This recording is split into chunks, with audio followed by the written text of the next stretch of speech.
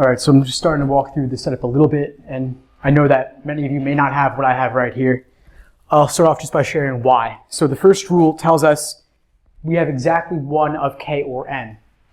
This comes back to what I was saying earlier today about the negative arrow positive and what that means. The negative arrow positive means at least one in. And the positive arrow negative means at least one out. So the two of those combined tell us exactly one in and exactly one out. Now obviously this is redundant because I'm repeating a variable, but that's okay, it doesn't really matter. It doesn't really have an impact. But we do need to have the one following the negative in order to imply the negative arrow positive at least one in. So we can't just have only part of this on either end. We do need both, and repetition of variables is not ideal, but these are the circumstances of the rules of the game. So that's just dealing with the first rule. I laid out the slots in line with number 7, how they did it, just to give me the orientation going forward. Any questions on any of this so far? I know this is weird. Yeah, I actually don't understand why you need this right now. Well, if we had only... I know you need to have one of those in. Well, what does this mean? If any other. Oh, right. but the necessity part is stated by having the second. Exactly. So this is only requiring something to be out. Right. It's not establishing that something must be in. The continuation tells us that something must be in. Now, there have been a ton of games over the years that test these two concepts, which are very different from each other. One is the positive arrow negative, meaning at least one out. And this is fairly intuitive to us because we're used to things conflicting and being mutually exclusive. So this is like the k requires not n, but we also have to consider the negative arrow positive, meaning at least one in. And that's like not k arrow n. So we do need to include both of those just in the first formulation of the rule, and then this is the contrapositive. Now, like I said, there have been many, many games like this over the years. I'll just quickly list a few if you want to practice these concepts in isolation. This is probably the game I've seen repeated most often over the years. And if you want a really tough one, there's the game from Legally Blonde, Test 31 Game 2 with the CDs, new and used. I've also written my own game in this model on my site. If you can't find it, email me and I'll send you the link to it. These concepts are essential. And of course, the LSAT's like an exam where they could test you on a million different things and they're only going to pick like 10 of them, but you never know which 10, so you have to know them all. It's rough, but that's just how they do things. But yeah, I would practice these, and you'll notice that even one of them is fairly recent. You do see others where these concepts come up a little bit, but not a ton. And in this game, I think it's also coming up a little bit, but not a ton. But it's important to draw out both formulations. Like what I mean by that is that it comes only a little bit, is that there are many other things going on in this game as well. It's not focused exclusively on this. These games focus more on this concept in isolation. So next rule, J requires K. Contrapositive, not K, requires not J. So you see that not K is requiring two different things. And that's fine. That's just how it is. And then we have separately, O on V requires not having K on Y. You can also put down the contrapositive of that. KY requires not OV. And then if we have L, it will be on Zambia. Is that what it's? Yeah, Zambia, meaning it's not on V or Y. So if it occurs, it'll be on Z, but it might not show up at all. We have 5 variables and only 3 countries. So of course that means that by definition, 2 of them will not occur at all.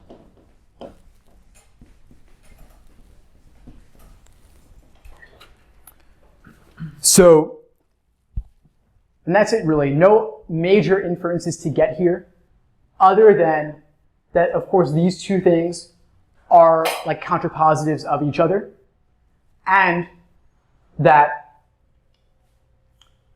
if we have j and we have k, we're not having n, therefore we will have one of O or L. In this top scenario, assuming that j was in. In the bottom scenario, when we have n, we cannot have k or j, so that means by definition we're going to have what? O and L. Exactly. When we have n, we will have to have both O and L. So you could just put them on the side here, or you could say n requires O and n requires L, if you want to. I think it's useful, and that does come up later in the game. Now, let's run through the questions. Number 7 is a fairly straightforward orientation. As always, take one rule at a time, apply it to all 5, checking for violations. So, exactly one of k or n being in, cannot lack both, cannot have both. That appears, what does that give us? D.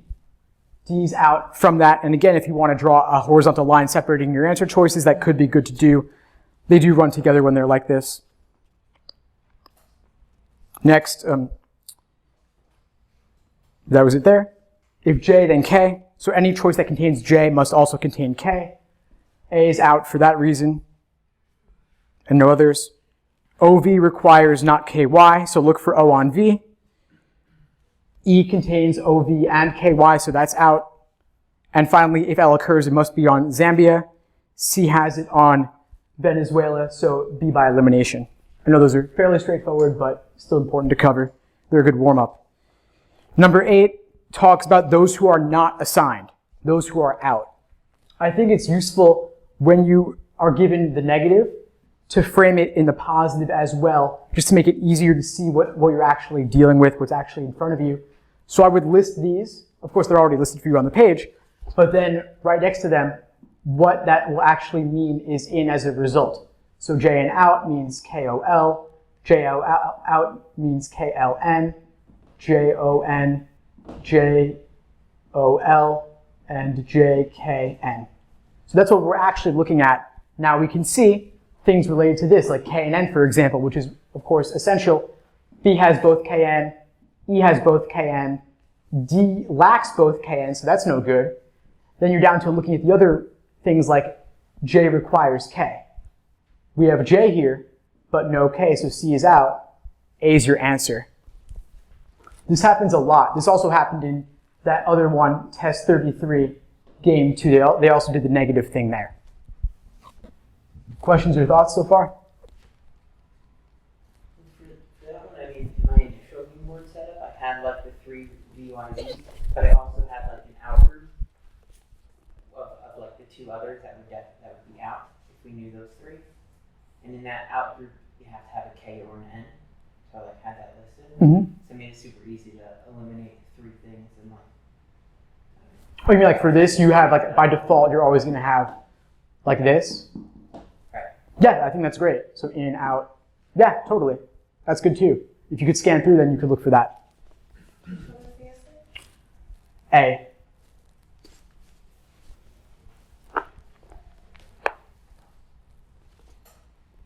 Number 9, if we have O on Venezuela.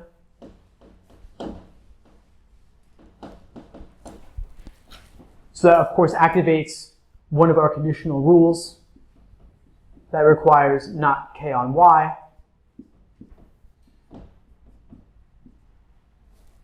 So they're actually putting O specifically on Venezuela. What's the consequence? So, of course, L is not going to go there. O could be in either scenario, though, so it's not an immediate jumping off point. I feel like I'm not given a clear direction with what to do here, other than K and L not being in slot Y, and we only have 5 variables, J, K, L, and O. So if K and L are not going to be on Y, and O is not going to be on Y, who does that leave?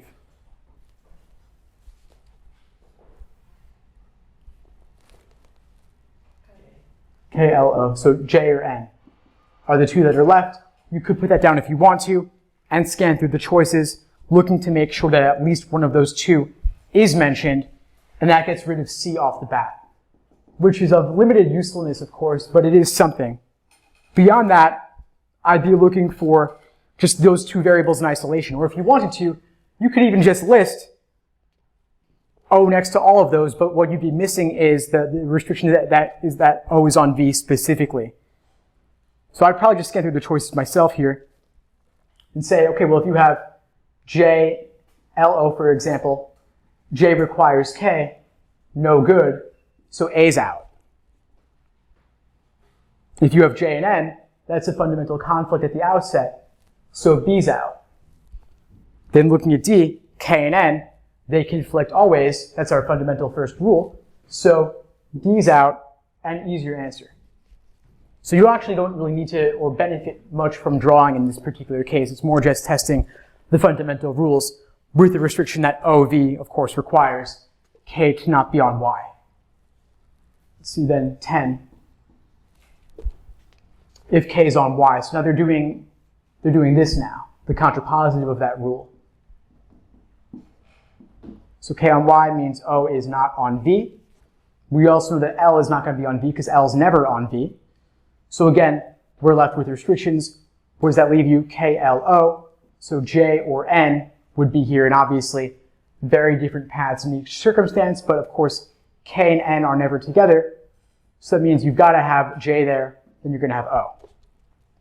So J on Venezuela. Actually, no, that could still be L, actually.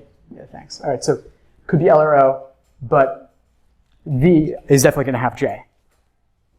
So 10 is then A.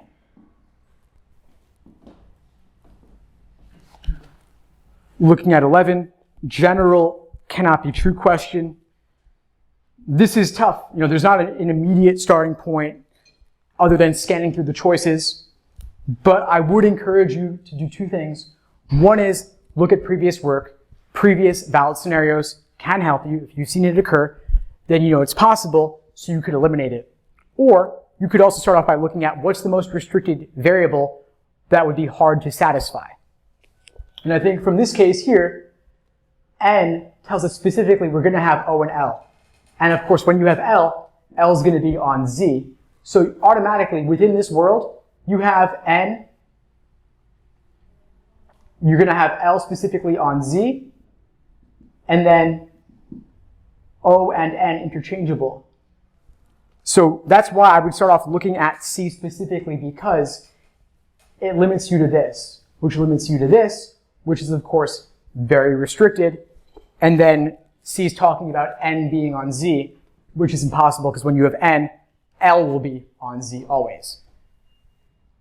Otherwise, you're in the position of going through all 5 choices and looking at previous work or drawing new diagrams. But this is how I would solve it efficiently. Then finally, number 12. So what was the answer? Oh, so the answer to this one was C.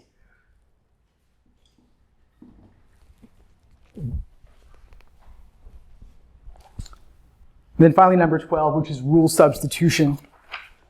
Rule substitution questions are always going to be tougher and more time consuming, but there's a way to handle it. Part of it is just to basically do all the rule substitution questions in a row so you can see the patterns within them. They started in exam 57, and then nearly every released exam since then has contained at least one. So just go ahead and do a bunch of those games containing the rule substitution questions, specifically from 57 all the way to present, which gives you 30 exams worth to do. Just do those 30 games in a row, and believe me, you'll learn a lot about rule substitution by doing that. Now, this type in general is a little weird. You're looking for something that's no more restrictive and no less restrictive than the original rule. What would have an identical consequence? Meaning, nothing at all changes. Every single valid scenario that you previously had is still valid, so it's not constraining you further than what you had before, and it's also not allowing new things that you previously did not have. But what I like to do most with these is just basically take the new proposed rule and combine it with the main diagram to see if I already knew that based on the main diagram, or scan through the choices and say, do I simply know this as an inference overall? If I do, that's a good starting point. How do folks feel on this one? Got it okay? Some yes, some no? Well, we can just scan through them and look for ourselves here. Luckily, because of the diagram, it's actually not too difficult to do that. K requires J. Did we know that before? No, we definitely did not know that before. That was totally new information. So that's adding something new we didn't previously have. So it's gone. It's out. It's not equivalent to the previous rule. If we have L and O, then we have N. That might appear to be the case from this, but you could have LOK and be fine as well. So I'd knock that one out for that reason too, actually. Looking at C, if we don't have O, then we do have K. That's saying not O, then K. I think they're playing on this a little bit here maybe with O and K related to each other in conditionals, but no one ever said that they have that relationship. O is not on the conditionals here. So it's not something we previously knew. It's not equivalent. Looking at D, J and N conflict, meaning they have that, once again, positive arrow, negative relationship. We do have that here. And if we removed that J requires K and put J requires not N instead, and of course do the same on the other one, remove not K requires not J and put N requires not J, would that have a similar impact, a similar result? Yeah, it would. Maybe I should add it here instead, actually, a little more clear. No, I should add it the other way. Positive arrow, negative is what we want. And that works out. All the other inferences still follow. N eliminates K and J from the running, leaving O and L, and J requires K, and then you'll have one of OL. So identical consequence, D's our answer. Then looking at E, just to be thorough, we cannot have both N and O. That absolutely is not true. We saw here that when we have N, we actually will have both O and L, so N and O could appear together. We could have had it here as well, potentially back in number 9. So E is too restrictive and is out. Questions on this one? It is a tough game, and you see it's the second game in the set, but I do think it's unusually hard, or at least harder than average, perhaps. The last game in that set is I don't think it's as bad. You think it's difficult, the last game in the set? No, I said the last game's pretty easy, so. Yeah, so it balances out. Thanks for tuning into the show. Please subscribe if you haven't done so already to be notified of new episodes as I release them. And feel free to reach out if you need anything at all as you move forward with your prep. I'm happy to help however I can. In the meantime, I'll wish you all the best and take care.